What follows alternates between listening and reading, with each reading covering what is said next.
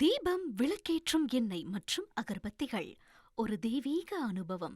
டிட்வா புயல் காரணமாக தமிழகத்தின் 4 மாவட்டங்களுக்கு இன்று அதி கனமழைக்கான ரெட் அலர்ட் விடுக்கப்பட்டுள்ளது. செங்கல்பட்டு, கடலூர், மயிலாடுதுறை, விழுப்புரம் ஆகிய 4 மாவட்டங்களுக்கு இன்று ரெட் அலர்ட் விடுக்கப்பட்டுள்ளது. சென்னை, திருவள்ளூர், காஞ்சிபுரம், ராணிப்பேட்டை உள்ளிட்ட மாவட்டங்களுக்கு மிக கனமழைக்கான ஆரஞ்ச் அலர்ட் விடுக்கப்பட்டுள்ளது.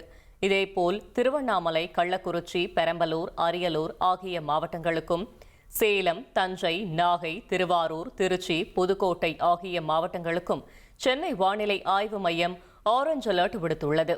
வங்கக்கடலில் உருவான டிட்வா புயல் தமிழகத்தை நோக்கி நகர்ந்து வரும் நிலையில் மழை நிலவரம் குறித்து தொடர்ந்து கண்காணித்து வருவதாக முதலமைச்சர் மு.க.ஸ்டாலின் கூறியுள்ளார். சென்னை சேப்பாக்கத்தில் உள்ள எழிலகத்தில் அமைக்கப்பட்டுள்ள மாநில அவசர கால கட்டுப்பாட்டு மையத்தில் புயல் முன்னெச்சரிக்கை நடவடிக்கைகள் குறித்து முதலமைச்சர் ஆய்வு மேற்கொண்டார். பின்னர் செய்தியாளர்களிடம் பேசிய அவர், போதிய முன்னெச்சரிக்கை நடவடிக்கைகள் எடுக்கப்பட்டுள்ளதாகவும் பாதிப்பு ஏற்படும் மாவட்டங்களில் நிவாரண முகாம்கள் அமைக்கப்பட்டுள்ளதாகவும் தெரிவித்தார்.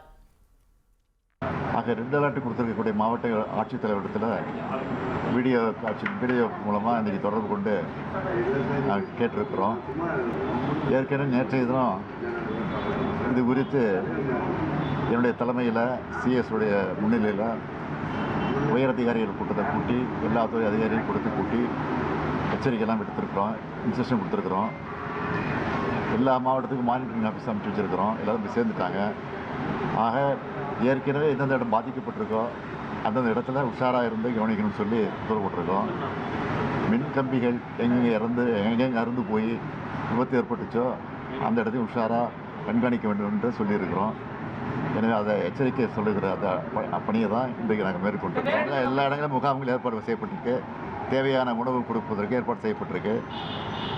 தாழ்வான பகுதியில் இருக்கக்கூடிய மக்களையும் உடனடியாக தண்ணி திறந்து விடக்கூடிய நேரங்களில் அவங்களையும் அப்புறப்படுத்துவதற்கு அதற்கான ஏற்பாடு செய்யப்பட்டிருக்கு. தீபம், விளக்கேற்றும் எண்ணெய் மற்றும் அகர்பத்திகள் ஒரு தெய்வீக அனுபவம்.